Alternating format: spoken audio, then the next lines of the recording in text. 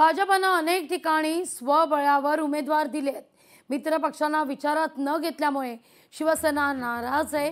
निवडणुकीत भाजपनं युती धर्म पाळला नाही तर आम्ही सुद्धा निवडणुकीत युती धर्म पाळायला बांधील नाही असा सूर आता उमटताना दिसतोय। साताऱ्यात शिवसेना जिल्हा प्रमुख रणजित भोसले यांनी भाजपला तसा इशारा दिलाय। महायुतीचा विषय आहे, पण ते विश्वासातच घेत नाहीत ना।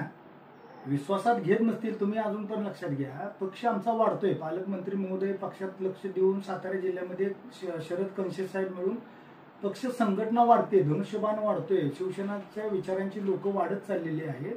असं असताना पालकमंत्र्यांनी स्वतः पुढाकार घेऊन जर युती धर्म पाळत असतील आणि त्यांना जर किंमत देत नसतील तर मात्र सर्व शिवसैनिकांनी त्यांच्याकडे घळ घातली आणि घळ घालताना आम्ही सक्षम 13 उमेदवार उभे केले। अजूनही करू शकलो असतो, परंतु ज्या पद्धतीने त्यांनी वागणूक देत आहेत त्या विषयात आम्ही जरा थोडंसं घाण राहिलो आणि 13च्या 13 उमेदवार आमचे नगरपालिकेत दाखल होतील एवढा असंतोष खाली जनतेमध्ये आहे। लोकशाही मराठी ऐका, पहा, जागरूक रहा।